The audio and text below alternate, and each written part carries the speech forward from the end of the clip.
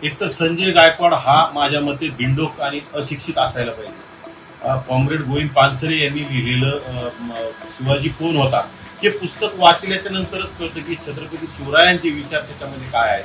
परंतु ह्या आमदाराला कधी यांनी पुस्तक कधी वाचलंच नसेल, कोणतरी सांगितलं चौथी नापास का काय आहे तो, मग याला चौथी नापासाला पुस्तकच वाचता येत नसेल तर पुस्तकामध्ये काय लिहिलंय, उगं काहीतरी प्रसिद्धीच्या झोतात राहण्यासाठी आणि दादागिरी, सत्तेचा माज म्हणावं लागेल याला, बाकी काही नाही।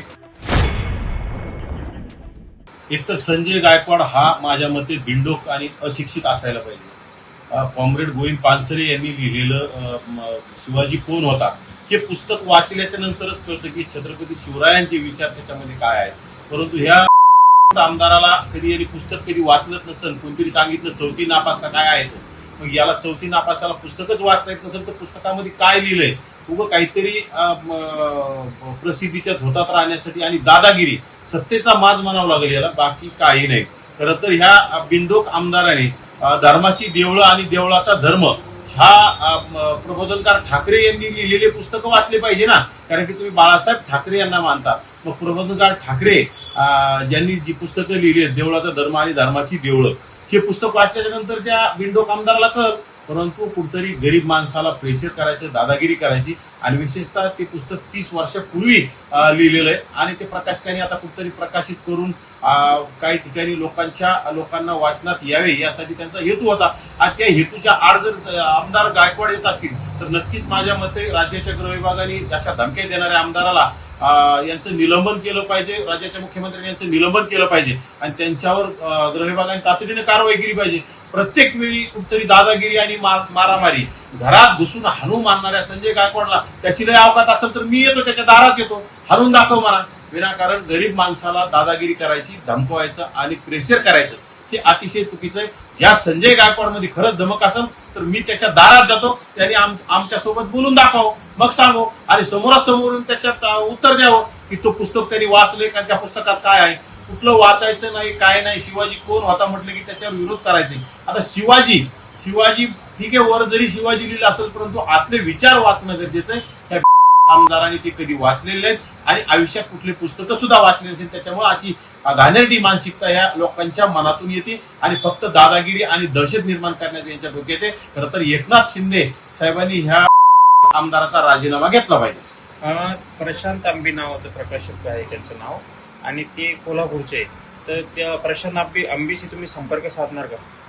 नक्कीच प्रशांत आंबे यांच्याशी मी संपर्क साधणार आणि त्यांच्या पाठीशी आम्ही आहोत, कारण की प्रशांत आंबे यांनी एक चांगलं कार्य केलंय की कॉम्रेड पानसरे, गोविंद पानसरे साहेबांचं जे पुस्तक गेल्या 30 वर्षापूर्वीच ते लिहिलेलं आहे आणि ते आज कुठतरी समाजाला कळलं पाहिजे।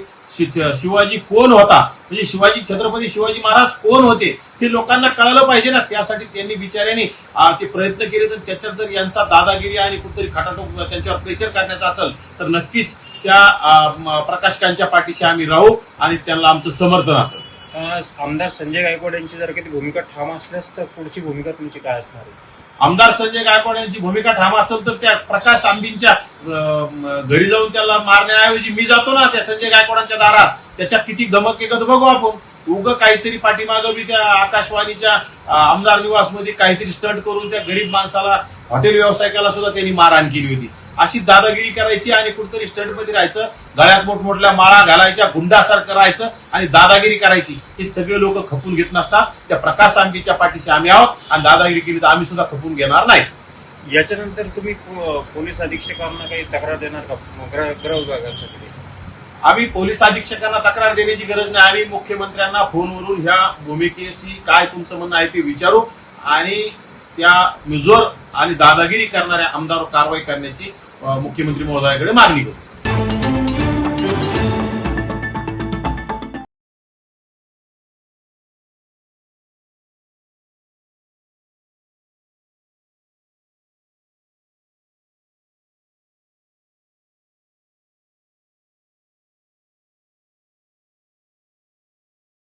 एक तर संजय गायकवाड हा माझ्या मते बिनडोक आणि अशिक्षित असायला पाहिजे।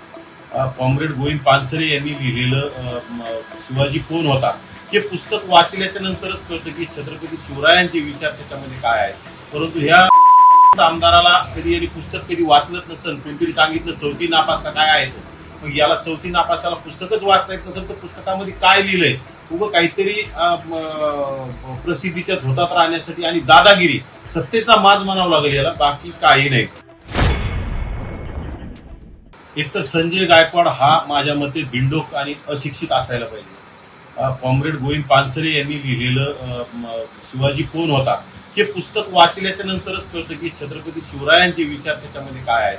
परंतु ह्या आमदाराला कधी यांनी पुस्तक कधी वाचलंच नसेल, कोणतरी सांगितलं चौथी नापास का काय आहे तो, मग याला चौथी नापासाला पुस्तकच वाचता येत नसेल तर पुस्तकामध्ये काय लिहिलंय उगं काहीतरी प्रसिद्धीच्या झोतात राहण्यासाठी आणि दादागिरी सत्तेचा माज म्हणावं लागेल याला, बाकी काही नाही. खरं तर ह्या बिंडोक आमदाराने धर्माची देवळं आणि देवळाचा धर्म ह्या प्रबोधनकार ठाकरे यांनी लिहिलेले पुस्तकं वाचले पाहिजे ना, कारण की तुम्ही बाळासाहेब ठाकरे यांना मानता. मग प्रबोधनकार ठाकरे ज्यांनी जी पुस्तकं लिहिली आहेत देवळाचा धर्म आणि धर्माची देवळं, हे पुस्तक वाचल्याच्या नंतर त्या बिंडोक आमदाराला कळलं.